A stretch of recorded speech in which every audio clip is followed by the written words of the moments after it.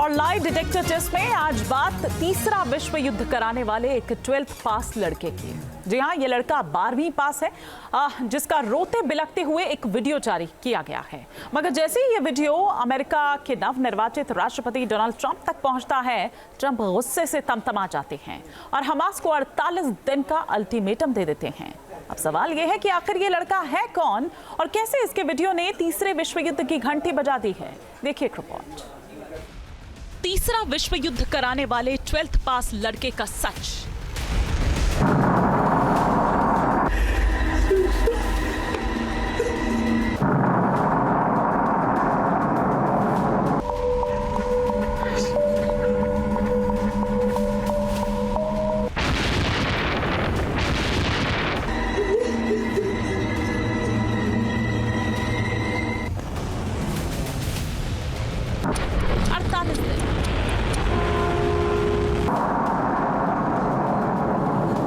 सिर्फ 48 दिन बचे हैं।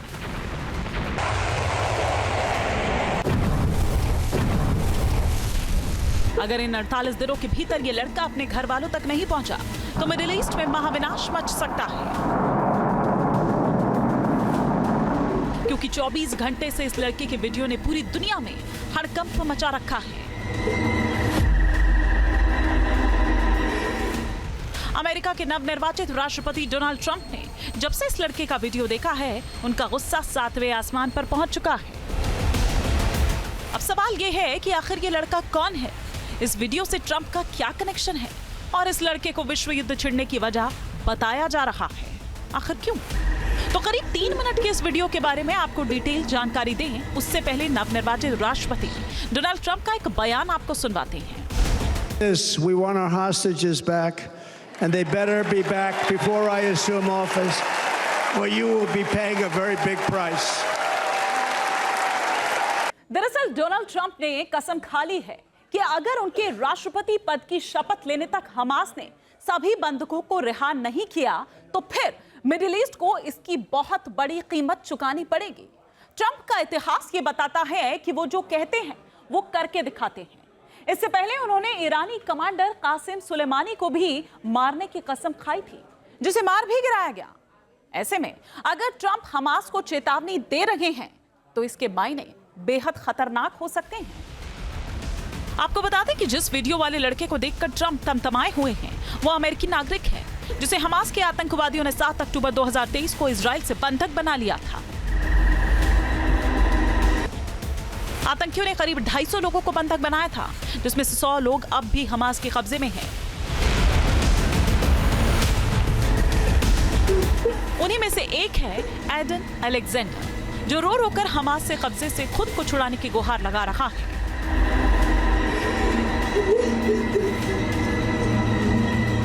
עידן אלכסנדר, ואני אסיר בשבי החמאס יותר מ-400 לישראל. הפחד שלנו עכשיו בשיאו, ואנחנו מתים 1000 פעם בכל יום שעובר, ואף אחד לא מרגיש אותנו. ואף אחד לא מרגיש אותנו.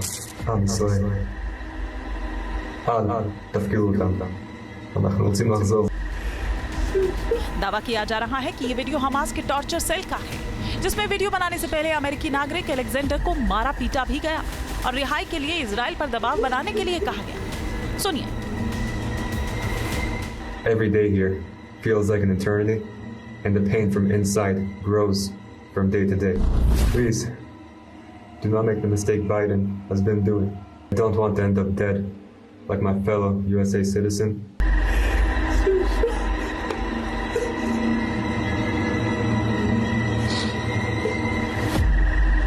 אבא, מקרוי, סבא, סבתא.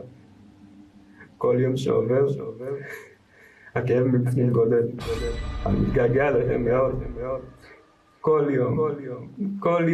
אני מתפלל שאני לא אראה אתכם שוב בקרוב. בבקשה, תישארו חזקים. זה רק עניין של זמן, עד שהסיוט הזה ייגמר. एडन अलेक्जेंडर अमेरिका के न्यू जर्सी के रहने वाले हैं। पिछले काफी वक्त से उनका परिवार अमेरिकी सरकार पर रिहाई के लिए दबाव बना रहा है। लेकिन अब जिस तरह बिलखते हुए उनका वीडियो सामने आया है, उसके बाद अलेक्जेंडर के सोशल मीडिया अकाउंट से उनके वीडियो शेयर करते हुए अमेरिका में एक मुहिम शुरू हो गई है जो बड़े आक्रोश में तब्दील हो सकती है। यही वजह है कि ट्रंप ने हालात को भांपते हुए हमास को अल्टीमेटम दे दिया है। 20 जनवरी 2025 को ट्रंप राष्ट्रपति पद की शपथ लेंगे। इस लिहाज से हमास के पास 50 से भी कम दिन का वक्त बचा है। अगर इस मोहलत में हमास ने बंधकों को रिहा नहीं किया तो ट्रंप मिडिल ईस्ट में महाविनाश मचा सकते हैं, जिसकी तैयारी अमेरिका ने शुरू भी कर दी है।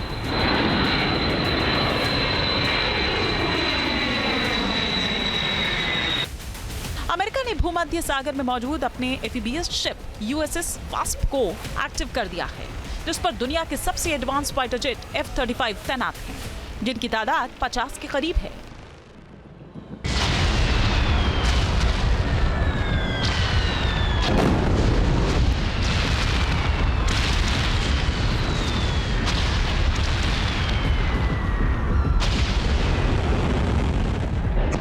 दावा यह किया जा रहा है कि अगर अमेरिका ने हमास के ठिकानों पर हमला किया तो उसके F-35 फाइटर जेट्स कहर ढा देंगे, क्योंकि ये दुनिया के सबसे खतरनाक फाइटर जेट्स माने जाते हैं। चलिए इनकी खासियत आपको बताते हैं ग्राफिक्स के माध्यम से सिलसिलेवार तरीके से। सबसे पहले हम बात करते हैं मल्टी रोल फाइटर जेट जो है F-35, जो हमला करने से लेकर डॉग फाइटर तक हर युद्ध में माहिर होता है। ये पूरी तरह से स्टील्थ कोटिंग से लैस होता है, इसलिए किसी भी रडार के लिए इसे पकड़ पाना करीब करीब नामुमकिन होता है। इसके अलावा ये दुश्मन की रडार को जाम कर देने की भी क्षमता रखता है। ये दावा किया जाता है कि F-35 1930 किलोमीटर प्रति घंटे की रफ्तार से हमला करता है और इसकी कॉम्बैट रेंज जो है वो 1239 के करीब है। अमेरिका के इस विमान को न केवल हमला करने में महारत हासिल है, बल्कि ये जासूसी भी कर सकता है। अमेरिका के सबसे एडवांस विमान में हथियारों के लिए 10 हार्ड पॉइंट्स लगे होते हैं, जिसमें कई तरह की मिसाइलें लगाई जा सकती है। इसके साथ ही इसमें 4 तरह के बम भी फिट किए जा सकते हैं। खास बात यह है कि F-35 दुनिया का अकेला फाइटर जेट है जो 50,000 फीट की ऊंचाई तक जा सकता है। इसकी इन्हीं खूबियों की वजह से इसे 5वीं पीढ़ी का विमान माना जाता है।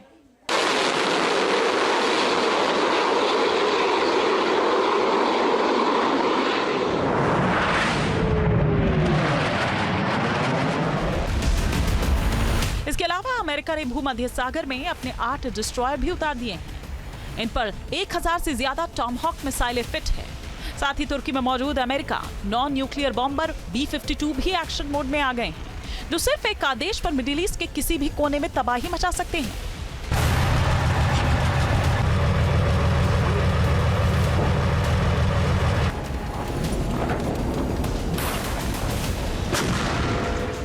दावा किया जा रहा है कि अगर बंदूकों को छुड़ाने के लिए अमेरिका को B-52 बॉम्बर का इस्तेमाल करना पड़ता है तो फिर हमास को पूरे मिडिल ईस्ट में कहीं भी छिपने की जगह नहीं बचेगी। फिर ना हिजबुल्लाह हमास को बचा पाएगा, ना ही ईरान उसके काम आएगा, क्योंकि B-52 बॉम्बर बहुत बड़े पैमाने पर तबाही मचाता है। ये अकेला अपने दम पर शहर के शहर शमशान बना देता है। दावा किया जाता है कि ये एक बार जब हथियार लेकर अपने टारगेट की तरफ निकलता है तो फिर बचने के तमाम रास्ते बंद कर देता है।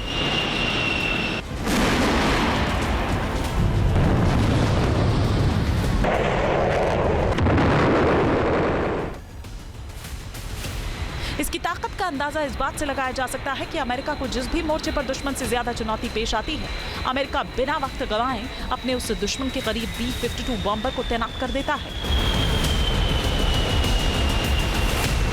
इसके अलावा भी इसमें कई खासियतें हैं जो दुश्मन के माथे पर बल डालती है। मसलन B-52 बॉम्बर 12 परमाणु बम दाग सकता है। इसमें परमाणु हमला करने में सक्षम 12 AGM-129 एडवांस क्रूज मिसाइलें लगी होती है। इसके अलावा इसे AGM-84 हार्पून मिसाइल से भी लैस किया जा सकता है। साथ ही इसमें AGM-142 रैप्टर मिसाइल को भी फिट किया जा सकता है। युद्ध के दौरान ये दुश्मन की रडार तक जाम कर सकता है। B-52 के अपग्रेडेशन के बाद इसमें digital data link, moving map display और नेक्स्ट जनरेशन एवोनिक्स जैसे सिस्टम फिट किए गए हैं, जिससे इसकी ताकत में ज्यादा इजाफा हो गया है।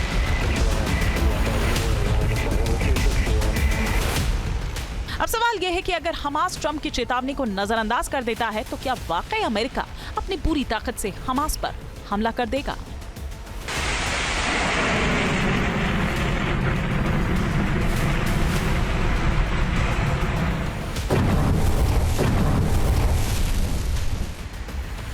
यकीनन जो भी ट्रंप की फितरत को जानता है वो यही मानता है कि ट्रंप दोस्तों के दोस्त हैं और दुश्मनों के दुश्मन। ट्रंप को अपनी नाफरमानी बिल्कुल बर्दाश्त नहीं।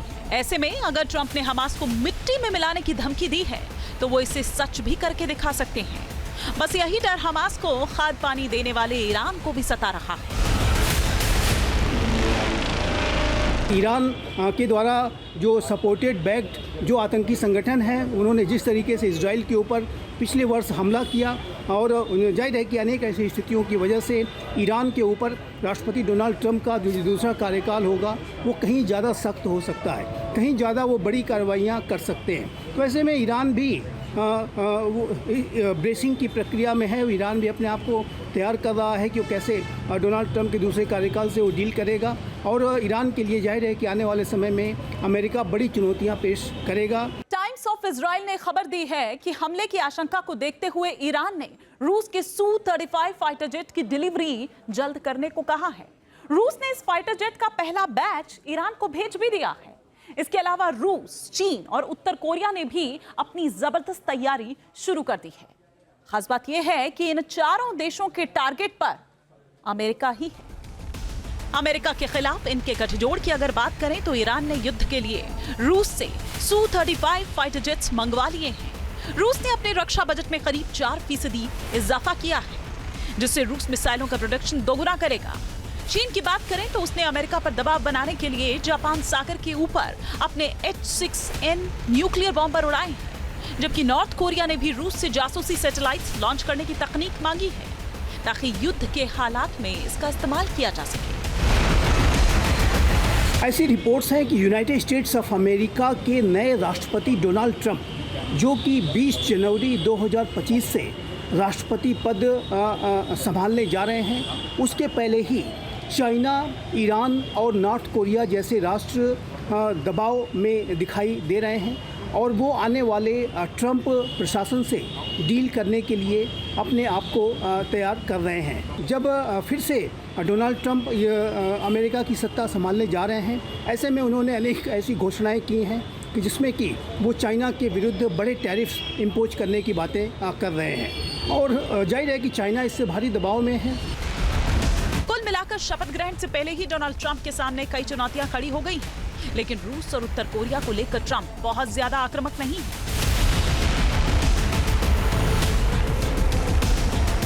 अपने पिछले कार्यकाल के दौरान भी ट्रंप पुतिन के साथ बातचीत कर चुके हैं। साथ ही वो किम जोंग उन को भी बातचीत की टेबल पर लाने में कामयाब रहे थे। मगर असल चुनौती है ईरान। ऐसे में अगर अमेरिका हमास के खिलाफ कोई एक्शन लेता है तो यकीन मानिए कि ईरान भी इसकी चपेट में आएगा।